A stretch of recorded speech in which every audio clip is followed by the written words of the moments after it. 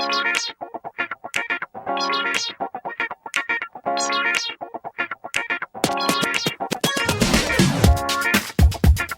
is the Content Marketing Podcast, episode number 123, How to Create Content with Subject Matter Experts, also known as SMEs, Without Losing Your Mind. Hello and welcome to the Content Marketing Podcast. This is the show where we help you attract and retain business through the power of quality content. I'm your host, Rachel Parker of Resonance Content Marketing, and today is May 21st, 2015. Hello, and thank you for joining us today for episode number 123 of the Content Marketing Podcast. Just a reminder, we are live on iTunes and on Stitcher, so if you're listening to this episode on the blog, you can click on over and subscribe. That means you'll get new episodes automatically delivered to your listening device of choice. And if you use a different app for your podcast listening pleasure, we also have an RSS feed, and I will provide that link in the blog post. The month of May is all about working with subject matter experts, also known as SMEs, here at the podcast. And this will all culminate in our next VIP webinar, which we've called How to Work with Subject Matter Experts. And that's going to be on May 27th. To grab your spot, just go to resonancewebinar.com. And if you can't join us live on the 27th, I encourage you to register anyway, because we will be sending out the link to the replay after the webinar has ended. Last week, we talked about how involving your SMEs early on in the content planning process can achieve two very important objectives. Now, if you happen to miss that episode, feel free to click on over to iTunes or to Stitcher or to the RSS feed and get all caught up. This week, we're moving on to the content creation process and how to work with those SMEs to get that content created without losing your mind. And hey, if you've already lost your mind, then maybe we can help you get it back. But first, it's time to check in with our news feed for this week's rundown of news you can use.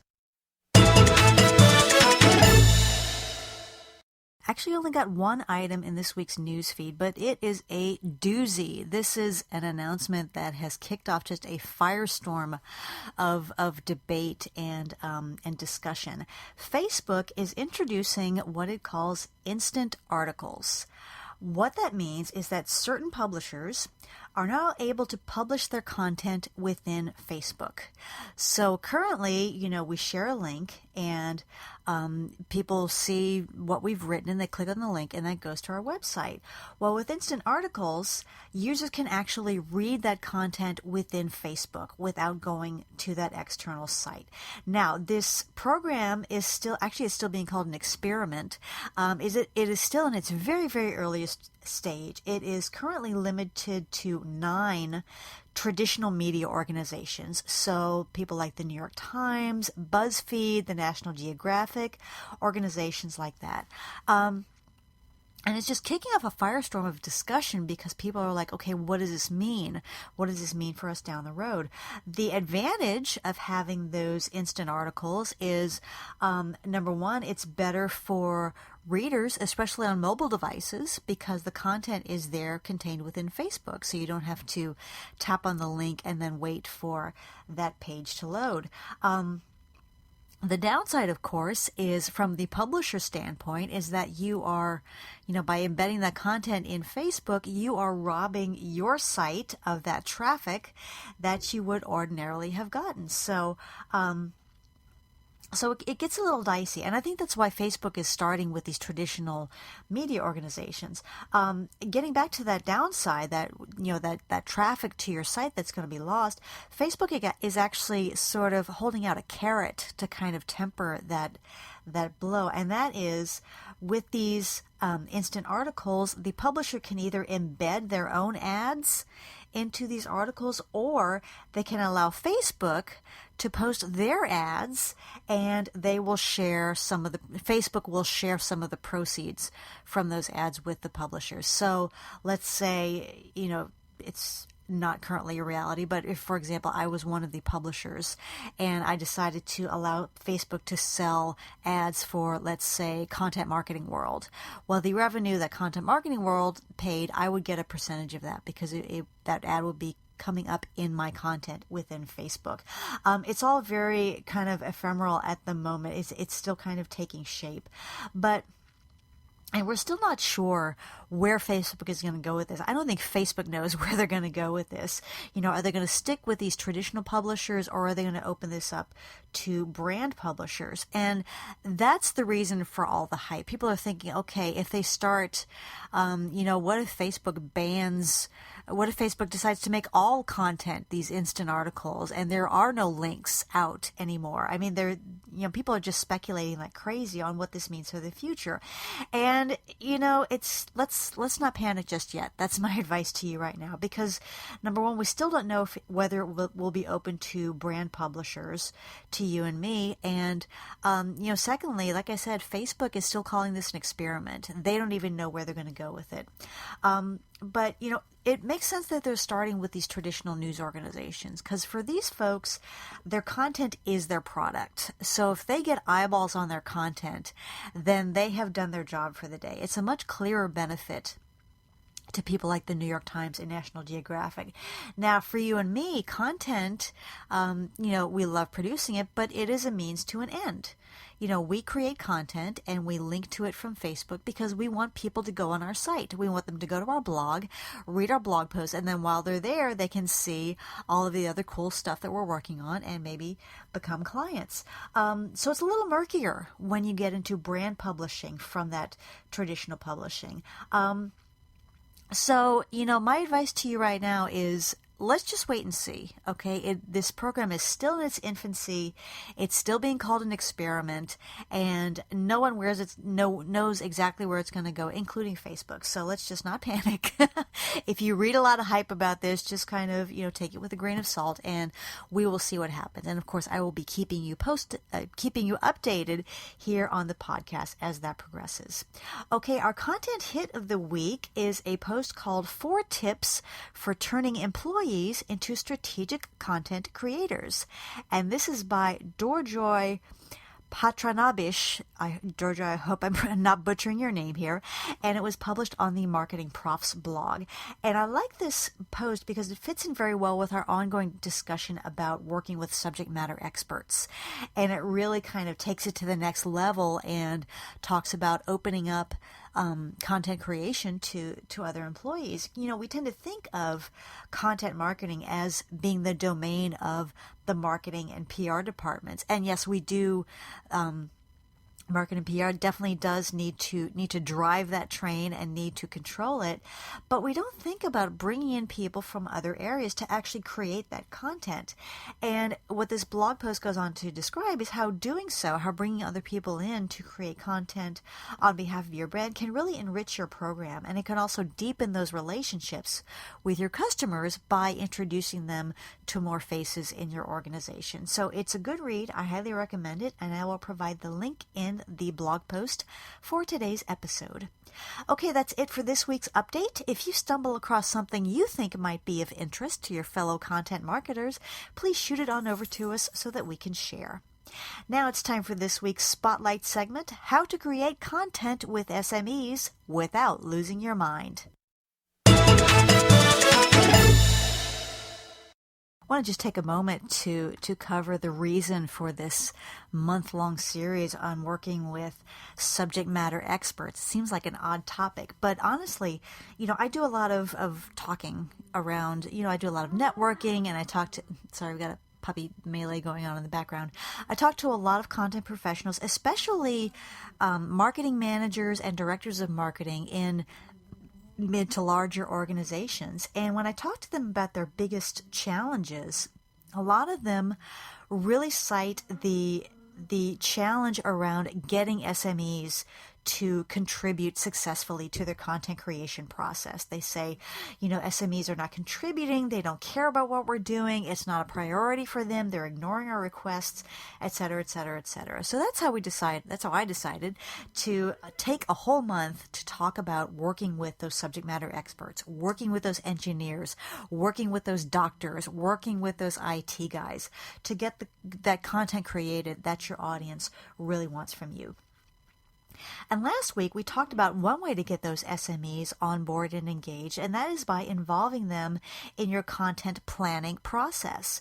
Now, this week, we're going to get into the content creation side of the strategy. So if you have an expert lined up, so at this point we're talking about, okay, we're going to say, hey, you, John Q expert, you are going to contribute to this next, let's say, a blog post for the sake of simplicity. What I want to talk about today is how to set that process up for success so that you can minimize delays, minimize frustrations, and make it as smooth as you can. And the first thing I want to do is talk about two ways that this process can go wrong. So the process of creating content in partnership with one of your subject matter experts. There are two really big ways this can go wrong. The first is what I call the invisible man problem. Okay, so you get together with your subject matter experts. You say, hey, John Q expert, you are the man when it comes to this topic. We are creating a blog post and we would love to have your input, have your expertise that we can share with our audience. John Q expert says, great, happy to do it. And then he disappears completely. No sign of him. Voicemails go unanswered. Emails go unanswered. You staked out his desk to try and grab him, and he is just nowhere to be found. And you get closer to that deadline.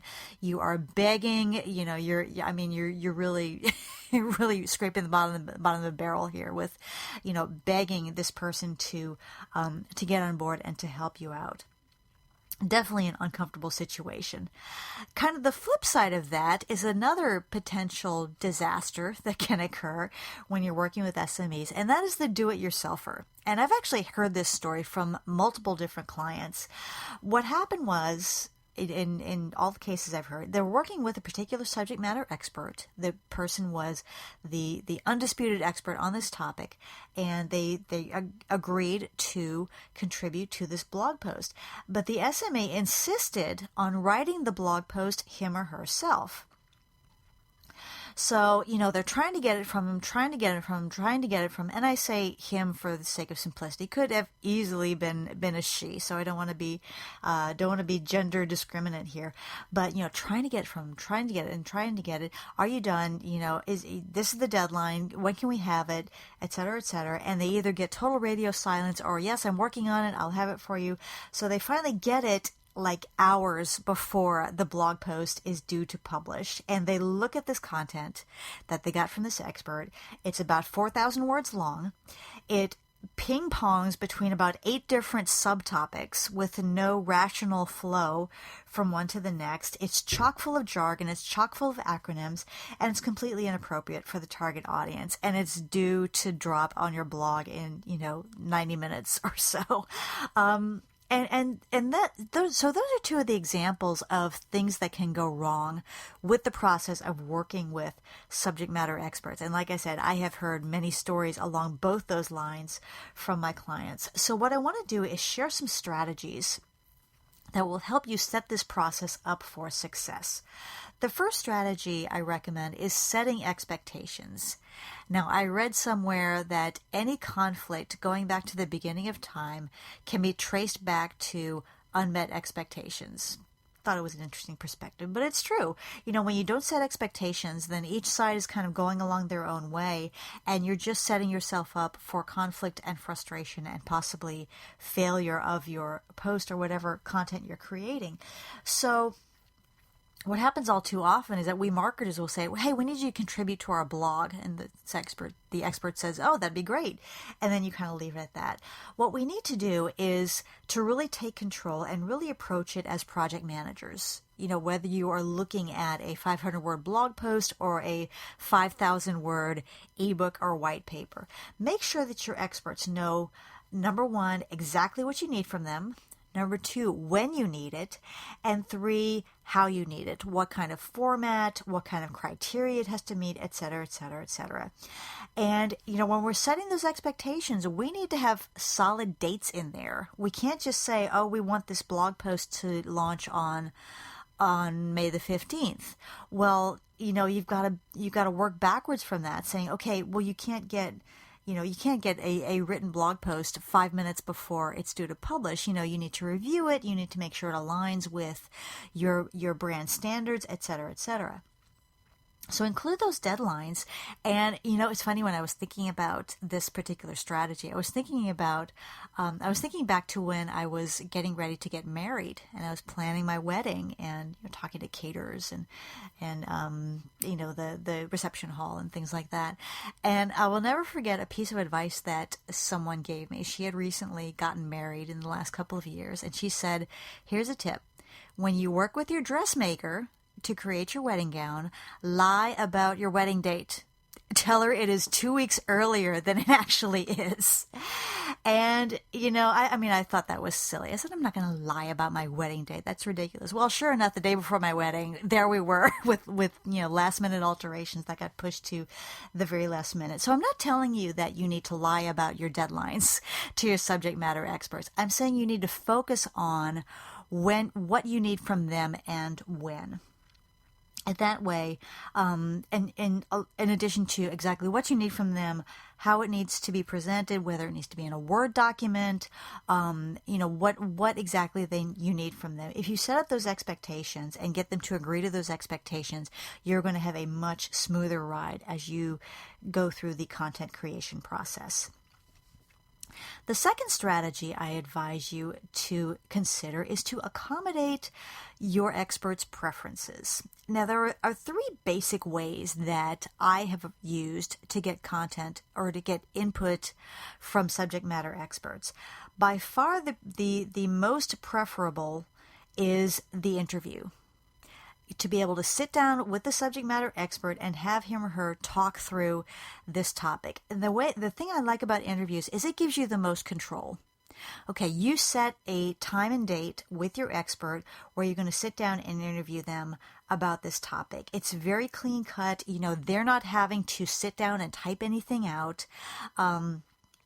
You just sit down and prepare some questions and interview them about this topic. And it's very clear cut. It's very straightforward. And, pretty much all you need from them is for them to show up for that interview. I mean, that's the minimum that you need from them. And most subject matter experts can carve out an hour to sit down and talk with you, especially if you just set those expectations so they know exactly what to expect. The second approach that I have used is, some experts are more process oriented, and they're not really comfortable sitting down talking about a topic. They're very linear, and they're very process oriented, and they prefer to express themselves in writing, not necessarily sitting down and writing the whole post, but just kind of maybe creating an outline of their thoughts on this topic.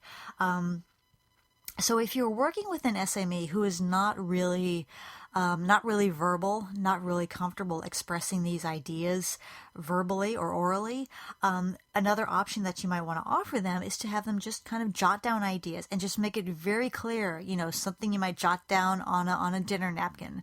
It does not have to be perfect, just needs to be understandable, and we will take care of the wordsmithing. That's an option that you might want to offer. And then the third type of SME, and this is the diciest area, the SMEs who are writers, who either are truly bona fide writers or who just consider themselves to be good writers because they have good grammar and punctuation. Regardless of the particular skill set when it comes to writing that your SME possesses, what we got to remember is that while subject matter experts may be good writers and maybe truly good writers, they are not content marketers. So if you work with an SME who insists on sitting down and cranking out this blog post, him or herself, what you need to do is, again, getting back to expectations. Make it very clear that there is an editorial process. They are welcome to write out what they think should be in the blog post, but that, it is then going to go to your team and you are going to edit according to your editorial guidelines and that strategy that you worked very, very hard on, and that is producing good results for your customers.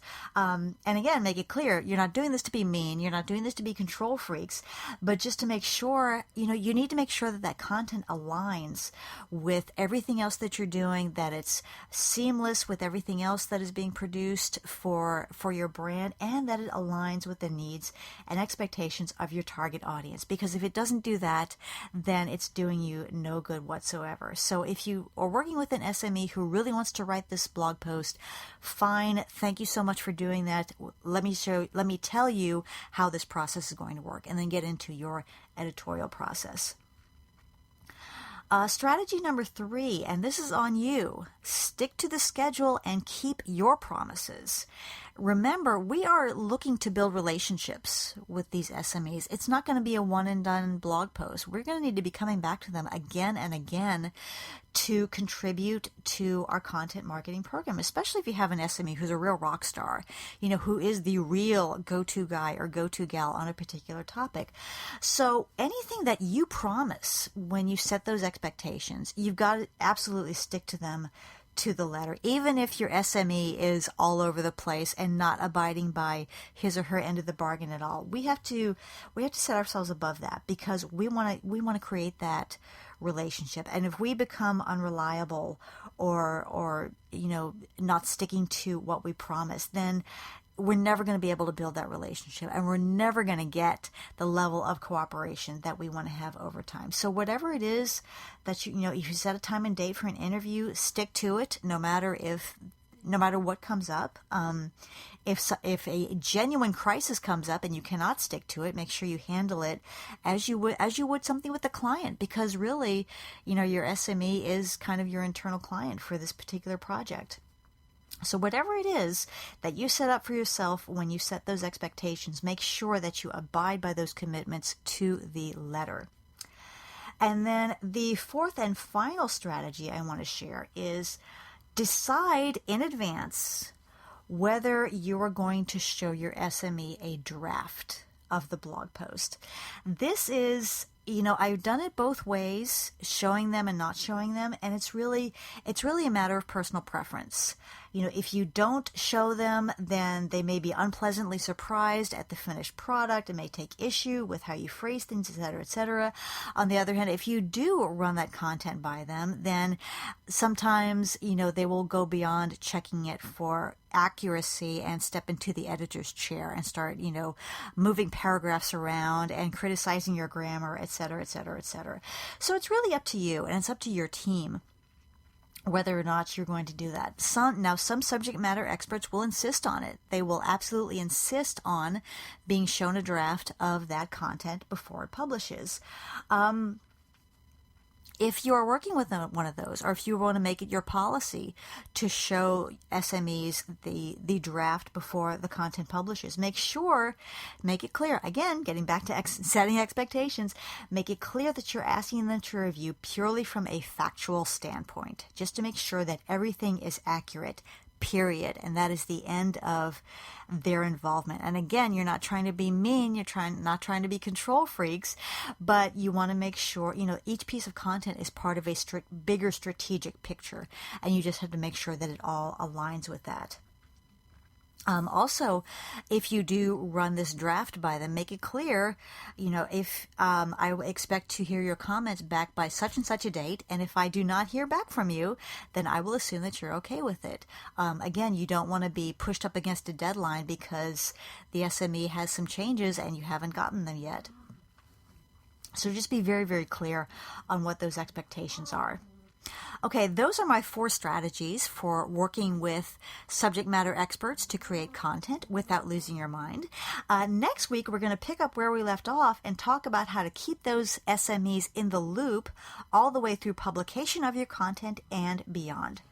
If you have any questions about what we talked about, or you want to add to the conversation, I would love to hear from you, and I will give that contact info at the end of the podcast. Now it's time for our content marketing tip of the week.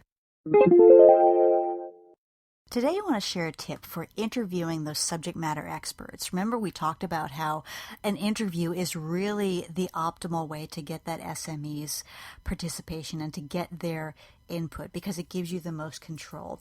And I'm going to give you a further tip and tell you that whenever you do sit down to interview your subject matter experts, always record the interview. Now, you can use there are many different technologies. You can use a portable recording device, or you can use an app on your smartphone, or if you're doing it by, if you're doing the interview by phone, you can always use Skype, and there is an app called the Call Recorder that will let you record the calls. It's what I use for my podcast interviews. But the point is, record that interview, make sure you get the audio. And there are two main reasons for that. Number one is it's really going to help you in the writing process because you'll be able to go back and listen to segments of that interview over again. And it will be, you won't be trying to interpret notes or figure out your handwriting.